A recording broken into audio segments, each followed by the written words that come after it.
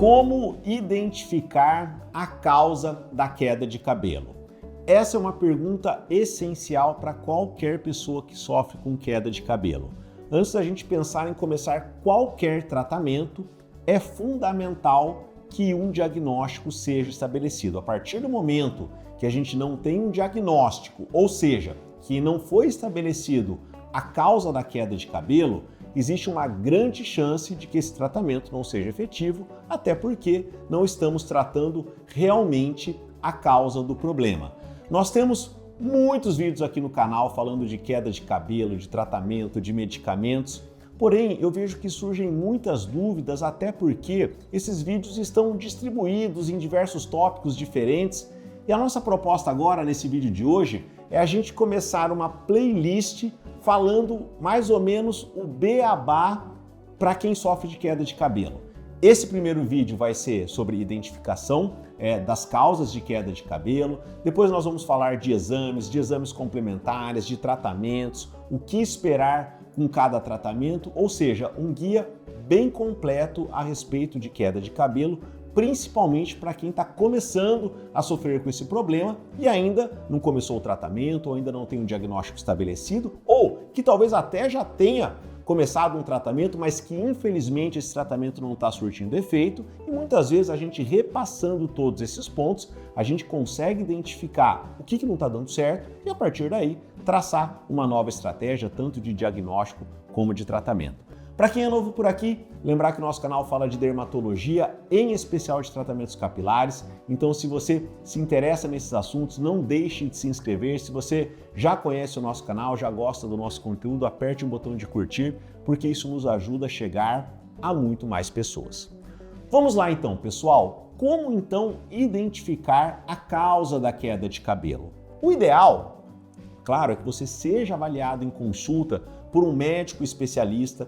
Na consulta ele vai fazer a anamnese, ele vai fazer a história clínica, ele vai te examinar. É fundamental que seja feito o exame da tricoscopia. Nós vamos falar melhor desse exame nos próximos vídeos. Aqui no consultório, além de eu fazer o exame, eu gosto de mostrar, projetar esse exame para o paciente, porque a gente mostra essas alterações nos fios, no couro cabeludo, e isso nos ajuda muito no diagnóstico. Porém, se você ainda não passou em consulta, se nessa consulta não conseguiu por algum motivo definir o diagnóstico da sua queda de cabelo, nesse vídeo eu vou falar as principais causas de queda de cabelo, como elas se manifestam, e com certeza isso já vai te ajudar bastante a ter uma ideia dos possíveis problemas que de repente você pode sofrer. E o primeiro ponto que você tem que avaliar é como essa perda capilar está se manifestando, porque no dia a dia a gente fala queda de cabelo, como se fosse uma coisa só, mas na prática isso se manifesta de formas diferentes. Por exemplo, tem pessoas que realmente percebem muito cabelo caindo, então na hora de lavar, na hora de pentear, é muito cabelo na escova, no travesseiro, no banheiro, ou seja, uma queda aumentada de fios. Mas nem sempre isso acontece. Alguns pacientes, por exemplo, só percebem uma rarefação, uma diminuição dos volumes do cabelo, que nem sempre está associado a uma queda, porque muitas vezes nesse caso nós temos um afinamento das hastes, que é um problema bastante frequente.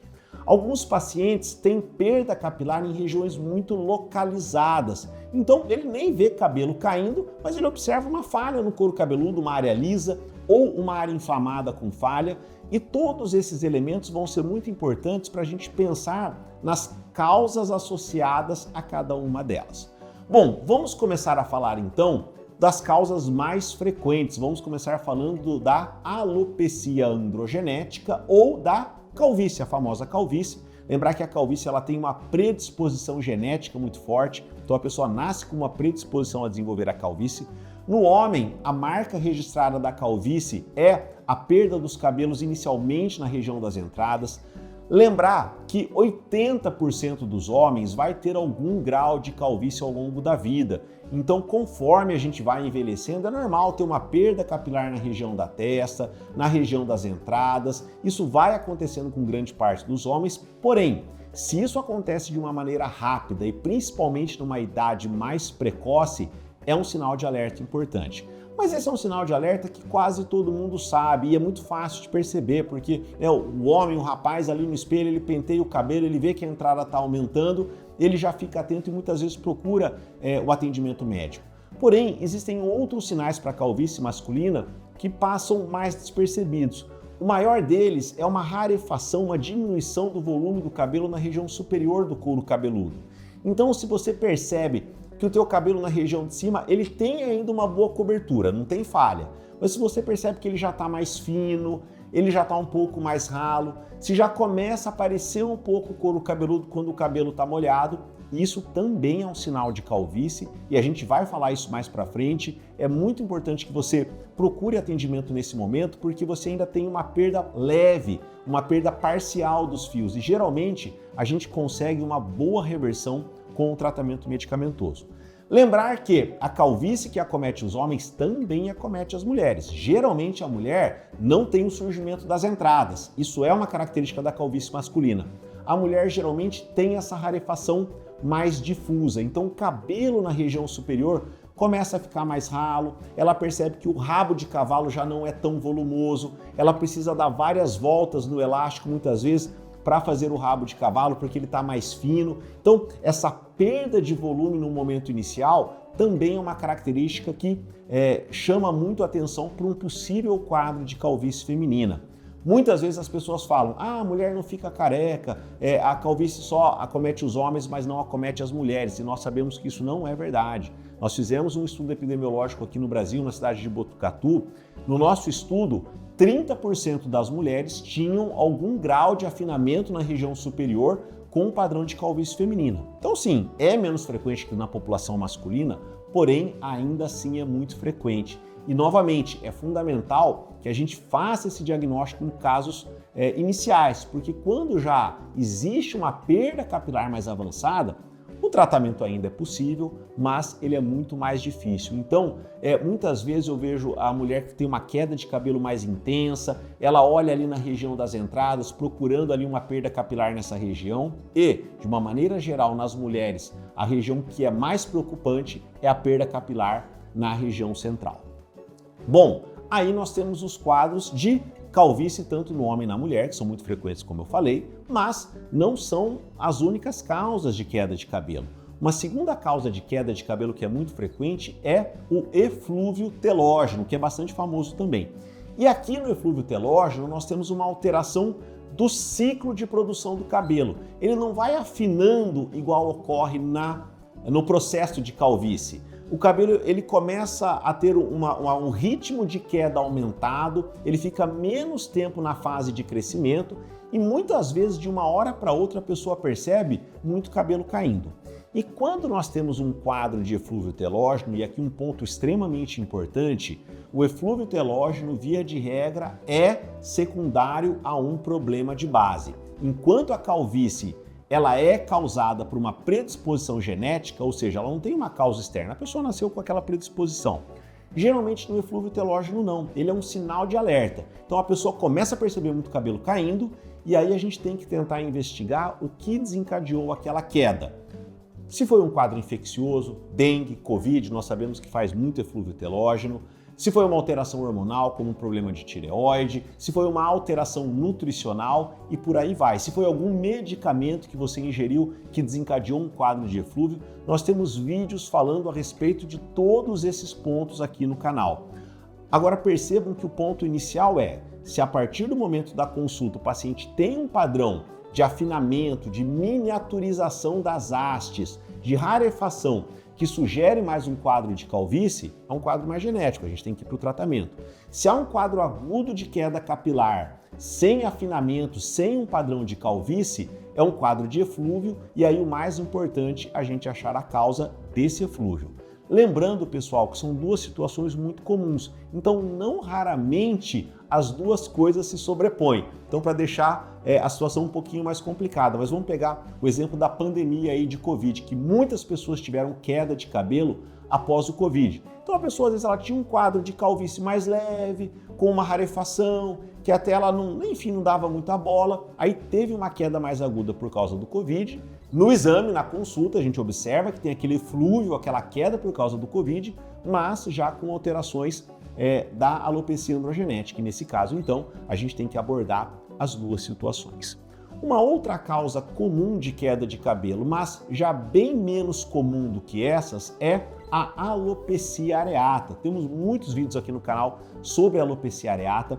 A alopecia areata é uma doença autoimune, ou seja, a própria imunidade do organismo ataca a raiz do cabelo.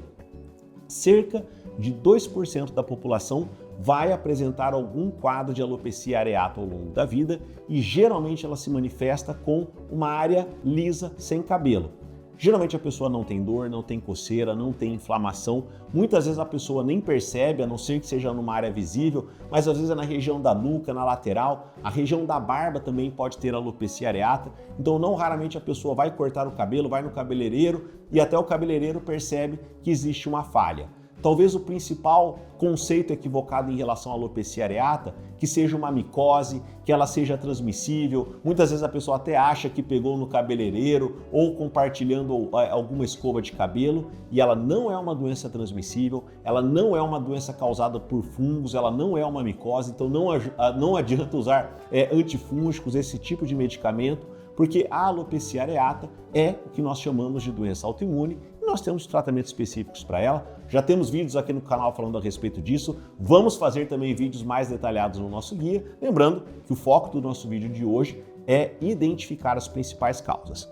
Uma outra causa que felizmente é menos frequente são as alopecias cicatriciais. E o que são as alopecias cicatriciais? Recebem esse nome as doenças que causam já de imediato uma lesão definitiva na raiz do cabelo, que é o folículo piloso. Então, geralmente os pacientes que têm essas alopecias cicatriciais, eu vou falar o nome de duas aqui, que entre elas são as mais frequentes, o líquen plano pilar ou a foliculite decalvante, temos também a foliculite dissecante. Geralmente existem falhas no couro cabeludo, mas associados a sinais inflamatórios. A pele fica vermelha, fica descamativa, muitas vezes tem ardência, muitas vezes tem coceira. Então, claro que esses sinais nem sempre definem um quadro de alopecia cicatricial, mas são um sinal de alerta. E nesse caso, a gente tem que ter especial atenção, porque como esses casos são irreversíveis, é fundamental que o tratamento seja iniciado o quanto antes. Quando eu digo aqui irreversível, pessoal, é com medicamento fazer o cabelo voltar a crescer novamente. É quando essa cicatriz, essa lesão se estabelece, o cabelo não volta. Uma possibilidade nesses casos seria fazer o transplante de cabelo, mas a gente vai falar disso também melhor no nosso vídeo sobre tratamento.